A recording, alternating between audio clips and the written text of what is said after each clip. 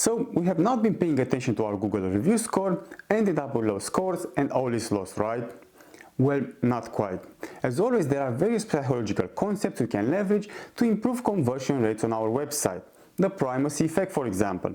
The primacy effect, Stuart Sutherland shows in his book Irrationality, refers to people's bias of interpreting later information based on earlier information about a product, event, person, content, and other. Sutherland describes the famous experiment run by psychologist Solomon Asch to explain how this works. Two groups of people were prompted to rate a person based on nothing more than a set of characteristics provided about the person. Both groups received the same characteristics. For one of the groups though, the positive characteristics were presented before the negative ones. For the other group, the negative words were presented before the positives. For example, the first group was presented with characteristics like intelligent, entrepreneurial, impulsive, critical, stubborn, and envious. By contrast, the second group was presented with the same words but in the following order: envious, stubborn, critical, impulsive, entrepreneurial, and intelligent. So, what do you think that happened? Well, the group that received the positive words first rated the person described as significantly far more positive on attributes such as happiness or how sociable they were.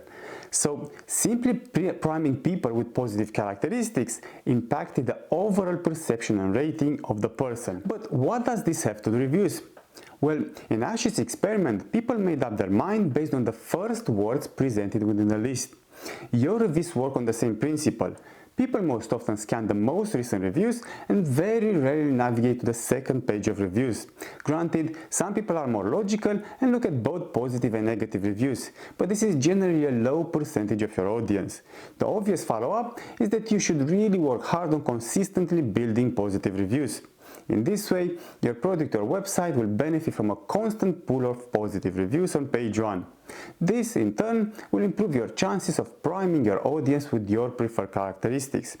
This is particularly important on high-traffic third-party review websites like TripAdvisor. You can decide to go even farther by installing a Google Reviews plugin on your website, for example, which allows for a lot of personalization. For example, you can display only reviews with higher ratings or only reviewers who have avatar images. You can also change your business image or the number of characters to be displayed before the Read More button and much more.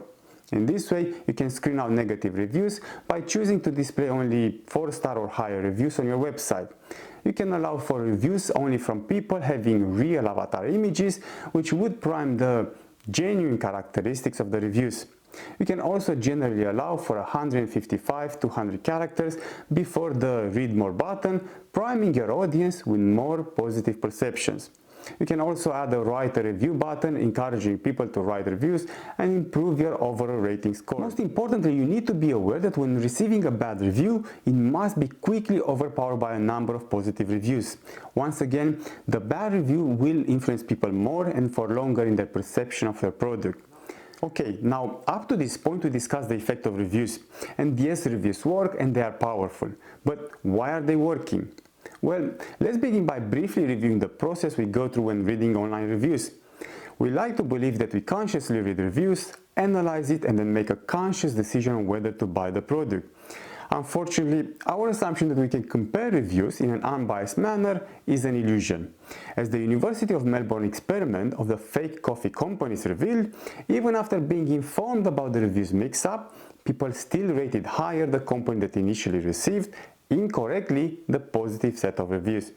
Basically, they continued to rate positively the negative company even though they now knew the initial reviews were negative.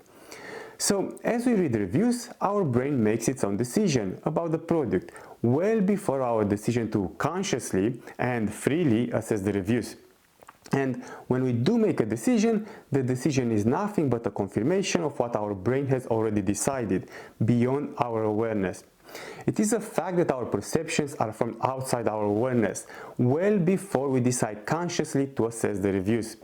In the words of psychologist Dan Ariely, I quote, "We usually think of ourselves as sitting in a driving seat with ultimate control over the decisions we make. But this perception has more to do with our desires, with how we want to view ourselves, than with reality." As an example, consider the simple act of moving one of your fingers, described by Bruce Hood in his book Super Sense. If I ask you to move your finger, you consciously decide to move your finger and believe that you have taken the decision.